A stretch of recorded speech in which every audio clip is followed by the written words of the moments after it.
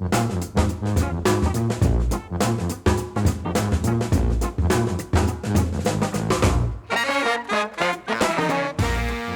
to What's Working. I appreciate you tuning in. Folks, What's Working has changed. If you're listening to this, you're listening to the podcast version because the radio version no longer exists. I had to bury the radio show, I'm afraid to say. Tried it for, 7 years, I think it was. Absolutely loved it, but we just had to bury it. It was losing money, the editing costs, the cost of getting advertisers, and frankly, my repeated fails attempts at finding new advertisers. So I said, we're going to have to terminate the radio show, but I want to continue the podcast because it allows me to meet people, learn from them, introduce myself. And I've made some wonderful friends doing this show, and I want to keep up the ability to do that. So What's Working is going to change, and it's going to allow me to not be beholden to a specific format, that we have to take a commercial break at this time, and I have to get these advertisers in, and I will continue to promote my advertisers, just not in the formal structure that we used to do. And we're going to continue with the podcast, kind of doing things and meeting people and having conversations that I find very interesting. So I hope you'll continue to enjoy What's Working, but it's going to change, a little less formal, a little more, irreverent may not be the right word, but a little more relaxed as we go along. And I'll give you an example of that. This week, we're doing, and I said this week, one of the things not having a regular radio show will allow me is to forgive me the pressure of trying to find new content every week. And though I love those shows, organizing and finding guests every week, and I can't tell you how many guests have said, oh yeah, we'd love to be on, and then they cancel last minute due to something and having to scrape them back up, etc. This show this week is going to be on owl attacks. You heard me right. There's been this crazy thing going on in Mobile, Alabama, in a couple of different places around town where these owls have been attacking people. And this show is typically focused on workplace, workforce, marketplace trends. This is none of those. And an owl attack does not fit in any of those categories. But my goodness, what a crazy, weird thing.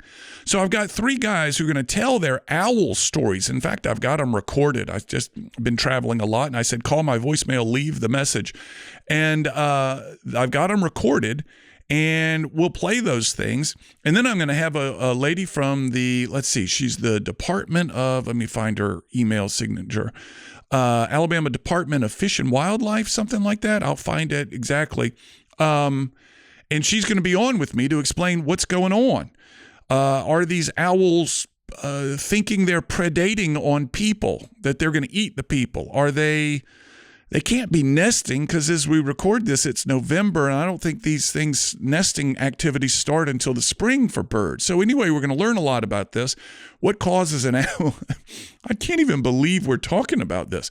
What causes an owl attack? What we can do to prevent it and try to better understand it. And these are all pre-dawn joggers that this is happening to. And is it that these joggers that are going to tell their stories, do they look like squirrels? In the pre-dawn, and the owl says, let's just go eat that. That looks like a squirrel. And what? Anyway, owl attacks. Yeah, you're listening to What's Working, and we're doing something new, and we're going to start talking about owl attacks. Now, we're going to go off. I'm going to get my ducks in a row. I'm going to get my interviewee on the other line, and we'll pick this back up, and I'll see if I can't find something to play, some sort of promo to play in the downtime. Be right back. Hey everyone, Cam Marston here. All you managers struggling with your Gen Z employees, I see you. You're frustrated by their lack of motivation, work isn't getting done, and you don't know why. You need my free guide, 3 ways Gen X managers can unlock Gen Z potential. You'll learn 3 reasons why leaders like you are struggling and get actionable tips to boost Gen Z communication and productivity. Get it now at cammarston.com.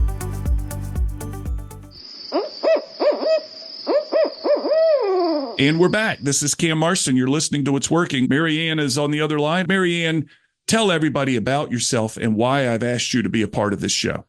My name is Marianne Galden. I'm a wildlife biologist with the Alabama Wildlife and Freshwater Fisheries Division, and my office is in Montgomery. Primarily, I do conservation outreach and help the community understand everything related to wildlife issues and regulations. Perfect. You're perfect for the show. Marianne, we got these joggers here in Mobile, Alabama. In one, I think it's two particular parts of town, but my knowledge is one particular part of town that are being attacked. And I have to giggle about this. This is so weird. I don't know how else to say it, but it's weird. They're being attacked by owls, and it's not one. I've got 3 interviews that I want to play for you. But I'm understanding there's maybe over a dozen, as many as 24 owl attacks around here. What's going on? Well, firstly, I would like to say that I'm very confident that these are most likely barred owls. Okay. Not barn, not B-A-R-N, barred owls, B-A-R-R-E-D. And barred owls are named for the striping on their feathers. They come in a variety of different shades, but they're typically grayish brown owls that have bars on their chest feathers. And that's how they get their name of barred owls. And barred owls are known for dive bombing folks. And so my guess would be that these are barred owls and they are defending territory, nesting and hunting areas. And it's a common behavior for barred owls. Is it really? Because it's really the first time I've heard about anything like this. And it is not started in a trickle. It started in a rush. And now I say common. Common being when it comes to owl attacks, it's typically going to be a barred owl, sometimes a great horned owl. So if you do perhaps an internet search for owl attack, you'll see that this is a nationwide phenomenon. It happens throughout the year, especially in fall. And these birds are highly territorial and highly protective of their nesting areas. So barred owls nest in the winter.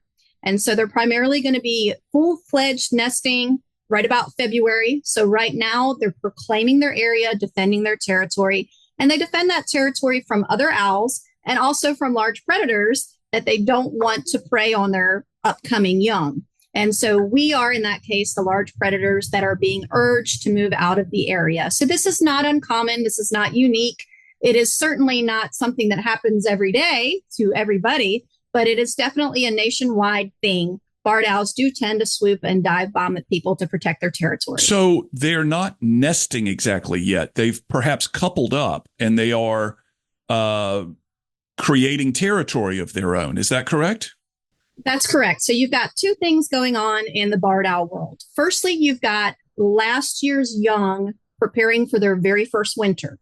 So you've got last year's young that have made it through the summer when times are good and food is aplenty, preparing for their first winter. So they've got a hunting area that they want to defend from other owls. And the parent also doesn't want other owls coming in and taking those resources from their genetic base. In addition to that, as you mentioned, they're paired up. They're making their choice. Sometimes it's the same choice as last year. Sometimes it's not. When it comes to finding partners, owls are a lot like people in that respect. They'll sometimes choose the same partner over and over, and sometimes they do not. But in general, they're preparing for nesting behaviors, and they have their young in the winter. And so now is the time that they're establishing their zone. Let's see if we can, Marianne, hear this story. And I hate it. This is a friend of mine, and I hate it that it makes me giggle, but it's just, it's so very atypical of things that I thought I would ever hear in a crazy year already. We're also now dealing with owl attacks in the neighborhood. Hey, Cam. So I've been running the same routes in Spring Hill for 30 years and never had a problem until last week. And in the last week, I have been attacked twice. On Halloween morning, last Thursday, I am on Old Shell Road under a little tree line. I'm about to turn into Ravine Woods to go home. I'm at the end of my run. And all of a sudden, I have something hit me in the head, which made me think I'm getting mugged. And I realized it was an owl because I looked up and the thing was flying off with my Apple AirPod in its claws that it stole out of my ear. It scraped my forehead, which drew blood. And I went on about my business, jogged home, forgot about it. I want to play these stories because one guy gets attacked by 2 owls. 2. And this is you're just nodding confidently. This is not uncommon, is it?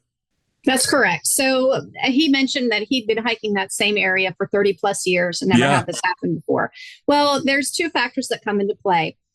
Firstly is an owl with a bold personality that's willing to strongly defend its territory. Some owls, just like some people, have different types of demeanors. Secondly, although barred owls are common throughout the state, that particular route in the past may not have included what a particular owl considered their own nesting territory.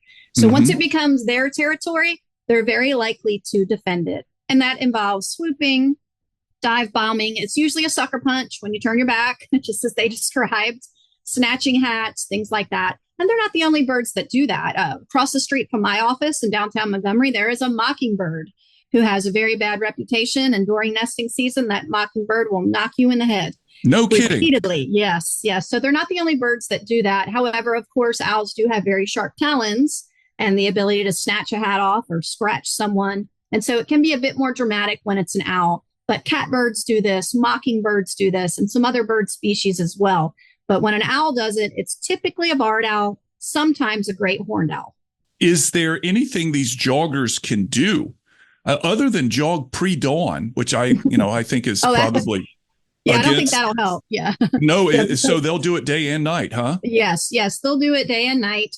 They're less likely to do it midday, which of course is not always the most comfortable time to jog, but they're less active during midday and late morning. And they're most active, they're crepuscular species. So they're most active around dawn and dusk and the hours surrounding those time periods. But basically, giving that area a wide berth is your best option. So if that means changing your route a little bit, of course, we don't know the boundaries of what the owl considers defensible territory, but there's not a whole lot you can do to fend off the desire for the owl to protect its territory.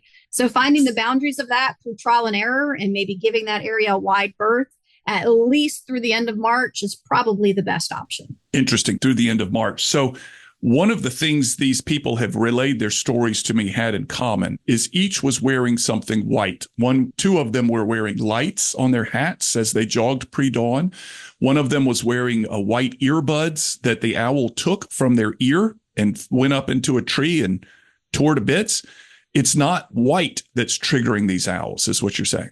It is not white that's triggering the owls. However, white things are more highly visible and more likely to be a target for something that's swooping at you because it's just kind of something to focus on. So it's not the white that's triggering the owl. However, something that has that color contrast like that, for a predator, that's something easy to hone in on and decide to focus your attack or your swoop on. So it doesn't necessarily have to be white, but focusing on specific items is the classic behavior of a top of the line predator, like a barred owl. So they're going to hone in on something. In this case, white hat, white earbuds, all makes sense. All easy to see by the owl, easy to grab. What is the defense? So imagine this part of town that we're talking about has a lot of pre-dawn joggers. What is the easy defense on something like that? You're getting attacked, and one of these guys has scratches, and I have to admit, I'm team owl here. I don't want these things to get hurt or harmed. My wife and I open the windows on pretty nights, and we like to hear them outside. But if I'm getting attacked, what do I do? Do I just drop into a ball? Do I fight back? What is the best thing to do? You can't outrun it. Well, one of the things to remember is that barred owls are very lightweight birds. So barred owl is going to weigh, as a rule, less than 2 pounds. Some of them weigh just barely over a pound. And I know they're big birds. They can have over a 3.5-foot wingspan, but they are extremely lightweight. But despite being lightweight, they are extremely strong. They have very sharp talons and they have extreme grip strength in their feet. And they're able to snatch and grab and certainly cause some damage if they get that aggressive with the passersby. So to answer your question, how do you defend yourself? First course of action would be, if possible, give that area a wide berth because the owl is going to continue to defend its territory once you have those owls that have chosen to do so and aggressively protect their little area. But if you're getting dive bombed, what that bird is doing is telling you, get out of my space. And so the best thing to do is to move out of that space. So it's not going to chase you all the way home. It's only going to defend its little area that it's trying to drive you away from. It's trying to get you to leave that general area. So absolutely leaving that general area is the best thing to do. Of course, be very mindful. These birds aren't necessarily trying to hurt you. They're trying to drive you away, but they have a lot of sharp claws, and those weapons could inadvertently hurt you. So by all means, protect your face, protect your eyes, and get out of Dodge. Is it safe to say that if there's a dog wandering through that area, they'll do the same to the dog? If there was in the woods, if there is a deer, they'll do the same to deer. It's not as if they've got a vendetta against brown-haired, early morning, overweight white guy joggers. That's where my stories are coming from. That's correct. So they're going to want to drive everything that's perceived as a predator out of their area. And believe it or not, they are a bit hardwired to know the difference between prey species and predator species. One they attack regularly, like rabbits and squirrels and rats and mice. And the other they tend to generally avoid, such as humans, dogs, and cats. However, when they are defending their territory, they're defending that territory against other predators. They don't want to scare the rabbits away or the squirrels away or the mice away. They want to scare other predators away, which is how they naturally recognize humans and dogs. And they can absolutely dive bomb even those other species. And you may have seen that play out in your own yard. Catbirds, mockingbirds, blue jays, doing the same thing to your house cat or your dog, just kind of fussing and dive bombing, sometimes making contact, trying to get you to leave. And that is a way to defend their future brood. They don't want you there because they don't want you to eat their babies. And they don't have the ability to understand that we simply don't do that. So they're not. So first, how big is their area? Is it a mile? Is it 100 yards? Is there any rule in that? Now, when it comes to their hunting area, it depends on the density of their food sources. Barred owls love a wetland environment. Anywhere in your community is a great place for a barred owl. They're found statewide, but they specialize in catching things that are found in a moist environment. Frogs, toads, snakes, lizards, salamanders, also small mammals, squirrels, mice, and rats. But the area that they defend is typically close to where they're choosing to nest. So that's not going to be a lot of space. That's going to be typically 300 to 400 yards around where their nest tree is. So where these people have been attacked, we don't know whether it's the same pair of owls or not, but it's likely. I mean, this does fit the 300 to 400 yard range. Each of them have been hit within the same roughly 300 to 400 yards. So somewhere in there will be an owl nest, or if there's not one already, there's one. That's right. That's right. And another thing to keep in mind is that owls don't actually build a nest. No owls actually make a structure that we consider to be a nest. What they do is they steal the nests of other bird species, such as hawks or crows, or they may even use a hole in a tree. So if there's some trees with broken off limbs to create a hollow spot, they're either in a hole in a tree or they're in somebody else's swiped nest. Mm-hmm. So they dive bomb people, and they also swipe nests, but they're basically great to have around. And I understand that this behavior is a little bit annoying and certainly unexpected for those that are suffering the consequence of it. But in general, it's an expected behavior of this species of owl when defending their nesting territory.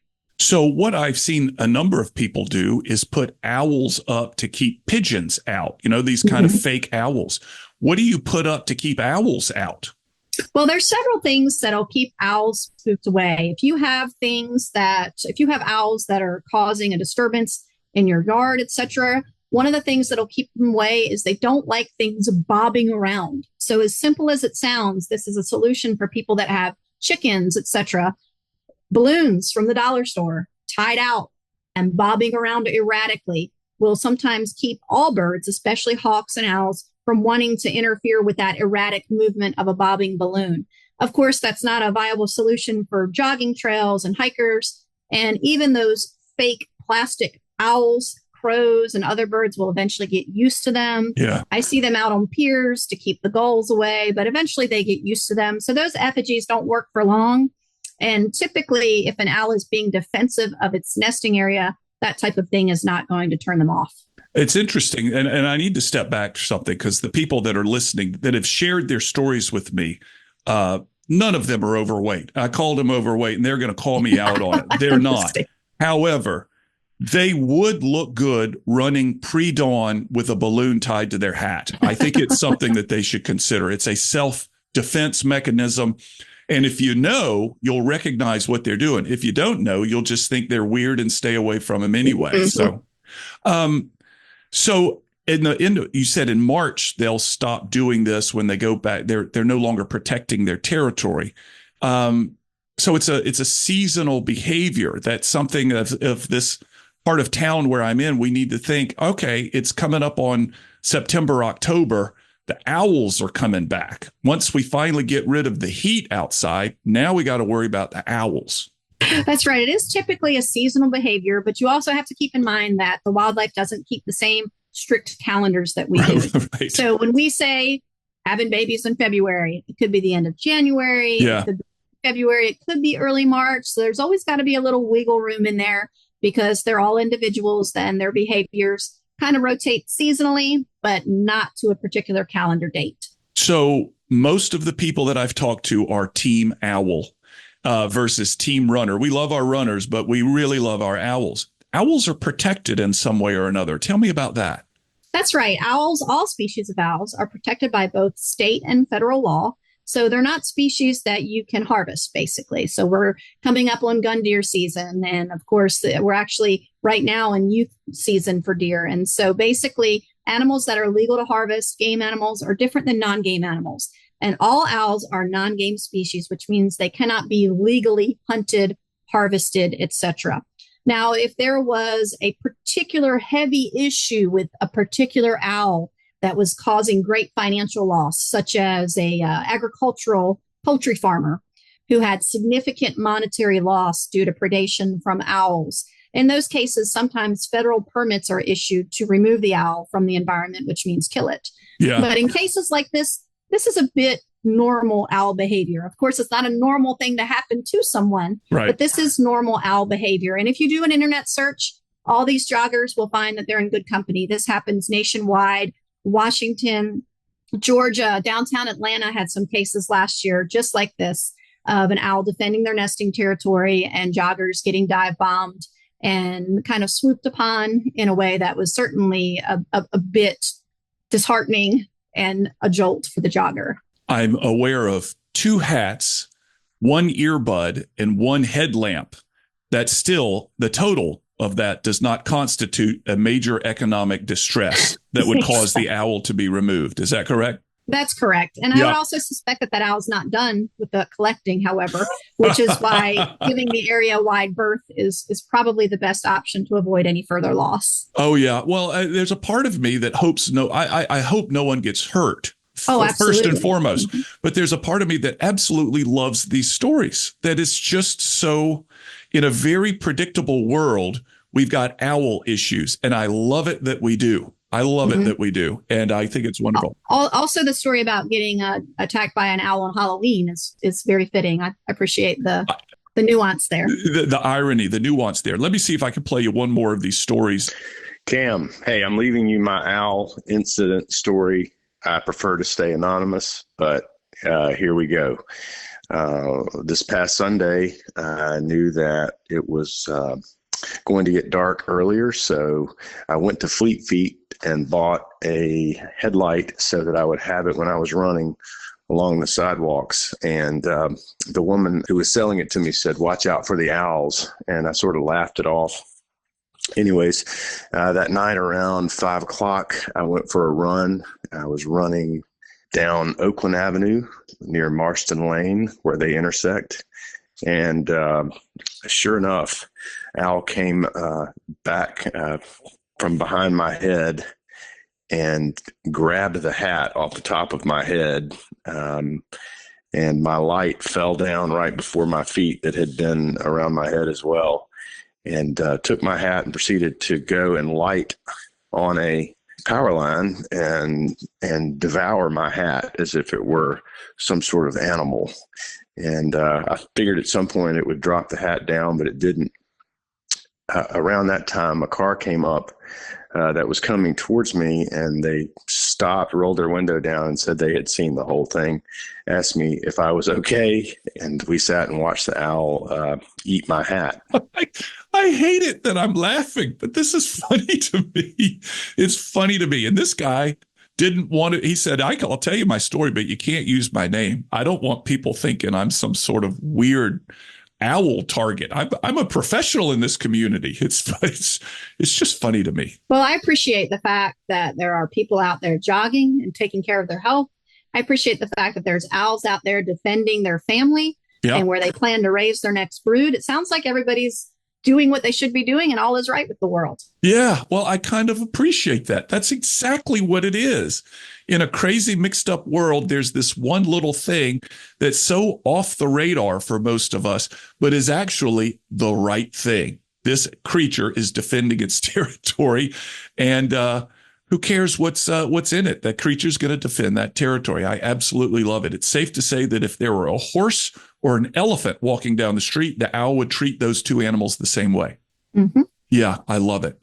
Mary Ann, you've given us, you've shined some light on some stuff that I'm grateful for. I'm going to play one more owl story, but it just makes me laugh. I'm sure grateful for your help, and thank you. You've added some context to this podcast that I've never done before. I appreciate it. Thank you. And by all means, everybody be aware and be careful out there and stay safe and enjoy the owls. Thank you. You're listening to What's Working, folks. We'll be right back after this.